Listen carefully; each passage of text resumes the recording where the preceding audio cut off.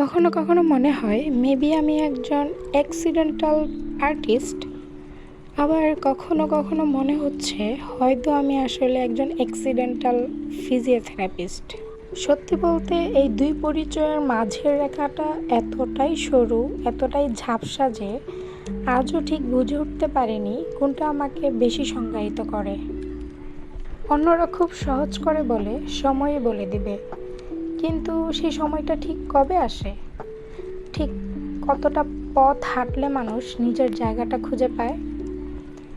আর অপেক্ষা করার সময় ঠিক কী ফিল করার কথা সেটার কোনো নির্দেশনাও তো কেউ দিয়ে যায় না। যতদূর মনে পড়ে আমি খুব ছোটোবেলা থেকেই এঁকে যাচ্ছি, হয়তো স্কুলে যাওয়ারও আগে।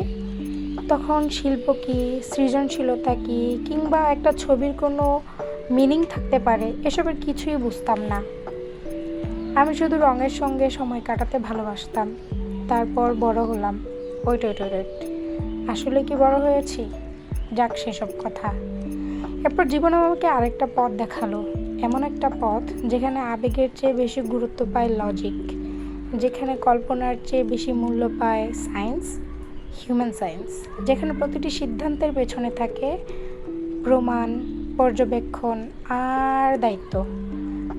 বলছিলাম সেই পথ, যে পথের নাম ফিজিওথেরাপি। ভাবতাম হয়তো এই পথেই নিজেকে খুঁজে পাবো, কিন্তু আশ্চর্যের বিষয় হলো শিল্প আমাকে কখনো ছাড়েনি। এই যে রোগীদের রিহ্যাবিলিটেশনের ফাঁকে ফাঁকে, ক্লাসের প্রচণ্ড প্রেশারের ভেতর, কিংবা পরীক্ষা আর ইন্টার্নশিপের ব্যস্ততার মাঝেও রংতুলি বারবার আমাকে নিজের কাছে ফিরিয়ে এনেছে। সময়ের সঙ্গে সঙ্গে আমি দুটো পথেই হাঁটতে শিখেছি, দুটোকেই ভালোবেসেছি। আর সেখান থেকেই শুরু হয়েছে আসল বিভ্রান্তি।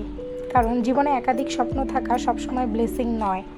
কখনো কখনো সেটা এমন এক কনফিউশন যেখানে কোনো পথই আপনার ভুল মনে হয় না, আবার কোনো পথকেই পুরোপুরি নিজের বলেও মনে হয় না।